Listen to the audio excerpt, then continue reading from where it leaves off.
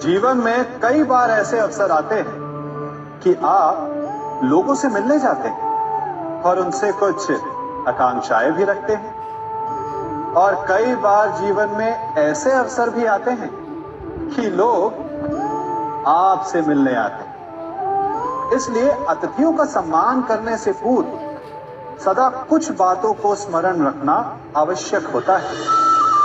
यदि कोई आपके पास मिलने आता है तो उसके 3 कारण हो सकते हैं। पहला कारण होता है भाव, दूसरा अभाव और तीसरा प्रभाव। तो जैसा अतिथि उसको वैसा ही सम्मान दे। यदि आपके पास कोई भाव से आए तो उसे केवल आपका प्रेम चाहिए, आपका सानिध्य चाहिए, और यदि कोई अभाव में आया तो उसकी उतनी सहायता अवश्य करें जितना आप करने में सक्षम हो, परंतु इतनी अधिक भी ना करें कि वो उस सहायता का दुरुपयोग कर बैठे। और यदि कोई प्रभाव में आया तो स्वयं पर अभिमान ना करें, क्योंकि कभी ना कभी जीवन में आप भी भाव, अभाव और प्रभाव के चक्रव्यूह में फंस सकते हैं।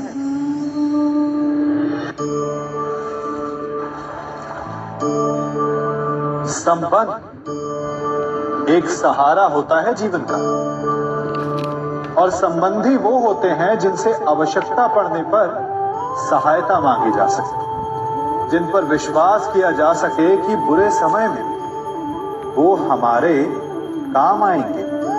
कभी ऐसा भी हुआ होगा कि आपके पास कोई सहायता मांगने आया, या ऐसा भी हो सकता है कि आप किसी के पास सहायता मांगने गए हैं, परंतु प्रश्न ये उठता है कि क्या केवल किसी के मंतव्य में उसकी सहायता इसीलिए कर देनी चाहिए क्योंकि वो आपका संबंधी है? अब आप कहेंगे कि ये कैसा प्रश्न हुआ?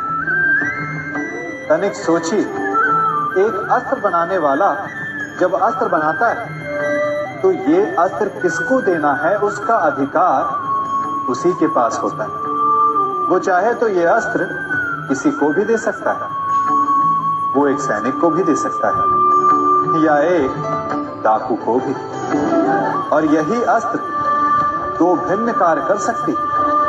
यदि डाकू के हाथों में आ गई तो उसका भय दिखाकर वो लोगों को लूटेगा, निरपराधों का रक्त बहाएगा।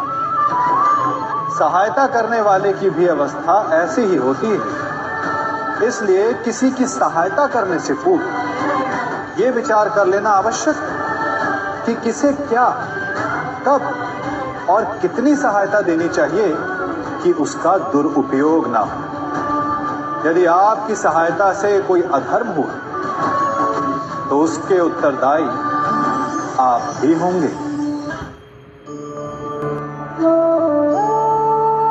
यदि जल को मुट्ठी में कसकर बांधें तो जल कैसे अपना मार्ग बनाकर निकल जाता है? इसी धारा की भांति यही अवस्था हमारे अपनों के साथ भी होती है। अधिकतर हम जिनसे प्रेम करते हैं हम सदा उन्हें अपने समीप रखना चाहते हैं, स्वयं से दूर नहीं होने देना चाहते। चिंता करते हैं, भय खाते हैं कि कहीं उनके साथ या उनसे कुछ बुरा घटित ना हो जाए, और ऐसे में हमारे अपने ही हमसे दूर हो जाते हैं। ठीक मुट्ठी में बंधे जल की भांति। इसलिए जिनसे आप प्रेम करते हैं उन्हें स्वतंत्र कर दीजिए, उनकी सोच को स्वतंत्र बनने दीजिए, उन्हें अपने मार्ग स्वयं ढूंढने दीजिए, क्योंकि आप सदा उनके साथ उन्हें मार्ग दिखाने के लिए नहीं रहने वाले। इसलिए अपनों के साथ अवश्य रहें, परंतु उन्हें बांधे नहीं। जन्म के पश्चात बालक जब पहली बार अपने नेत्र खोलता है तो उसका मन उत्सुकता से भरा होता है कि ये संसार क्या है, उसे क्या दिख रहा है। ये उसके जीवन का नया आरंभ होता है। परंतु जैसे हम धीरे धीरे बड़े होने लगते अनुभव अर्जित करते हैं, हमारे मन की उत्सुकता, हमारे जीवन का चाव होने लगता है। तनिक सोचिए, जब हम सुबह सोकर जगते हैं, अपनी आंखें खोलते, तो उसे ही हम अपने जीवन का प्रारंभ समझ ले तो सुबह से लेकर संध्या तक के समय को ही अपने जीवन जीने का समय समझ ले तो कितनी स्फूर्ति आ जाएगी आप, कितने काम कर पाएंगे, कितने लक्ष्य अर्जित कर पाएंगे। पलों से मिलकर घड़ी बनती, घड़ी से मिलकर प्रहर, प्रहर से मिलकर दिन बनते हैं और दिनों से माह और वर्ष। यदि आप अपना हर पल, हर प्रहर विश्वास से, हर दिन उत्साह से जिए, तो आपका संपूर्ण जीवन सार्थक हो सकता है। मनुष्य अपना जीवन विश्वास पर जीता है, परंतु विश्वास किसका? तनिक सोचिए, किस पर विश्वास है आपको?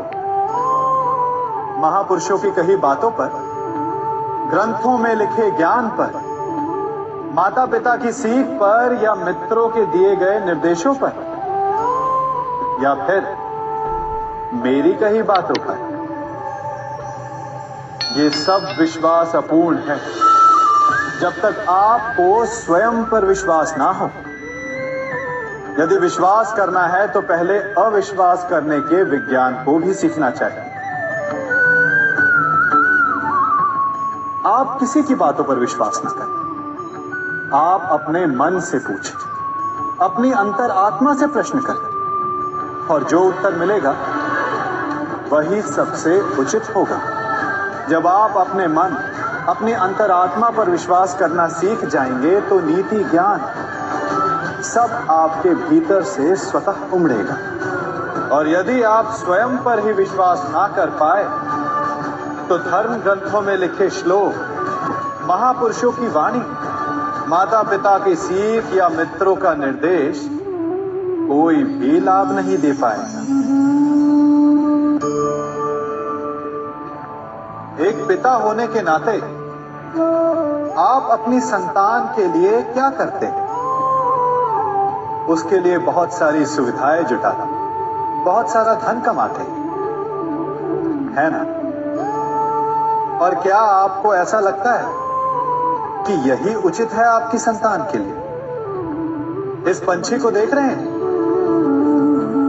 ये भी संतान को जन्म देता है, उन्हें पालता है, पोसता है, उड़ना सिखाता है और भोजन का प्रबंध भी करना सिखाता है। परंतु उनके बड़े हो जाने के बाद उनके लिए अलग से घोंसला नहीं बनाता। क्यों? क्योंकि यदि इसने संतान को सब कुछ करके दे दिया तो संतान क्या करेगी? वो अपनी संतान को तब तक भोजन कराता है जब तक उसकी संतान स्वयं भोजन का प्रबंध करने में सक्षम नहीं हो जाता। और उसका लाभ ये मिलता है कि उसी की भांति उसकी संतान आत्मनिर्भर बनती है। इसलिए अपनी संतान को उतनी ही सुविधाएं दें जितनी आवश्यक है। मोह को त्यागें। आपका उनसे मोह उन्हें कभी आत्मनिर्भर नहीं बनने देता। अपनी संतान को कर्म करना सिखाइए। यदि आपकी संतान कर्म करना सीख गई तो वो धन स्वयं कमा लेगी। और यदि वो आलसी, अकर्मण्य बन बैठे तो आपके संचित धन का भी नाश कर देगी। संसार में सबसे बड़ा संबंध कौन सा है? अब आप पूछेंगे कि ये कैसा प्रश्न हुआ? इसका उत्तर तो बड़ा सरल है, यही ना? परंतु इस प्रश्न के भी कई उत्तर हैं। कोई कहेगा माता और पुत्र का संबंध, तो कोई कहेगा पिता पुत्री का संबंध, तो कोई पति पत्नी का, और तो कोई भक्त और भगवान का संबंध।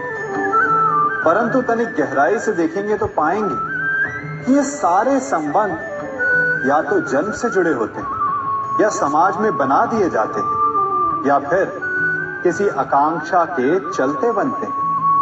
तो सबसे बड़ा संबंध कौन सा होता है? उलझ गए ना?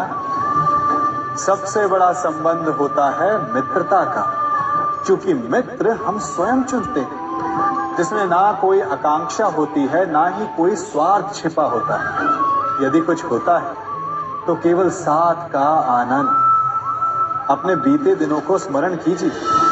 जब आप घर से बाहर निकलते होंगे तो सबसे पहले किसका स्मरण होता था? मित्र का। परंतु जैसे जैसे मनुष्य बड़ा होता जाता है, सफल होता जाता है, मित्र छूटते जाते हैं और फिर वो अपनी आय, अपने जीवन के स्तर के अनुसार मित्रता करने लगता है।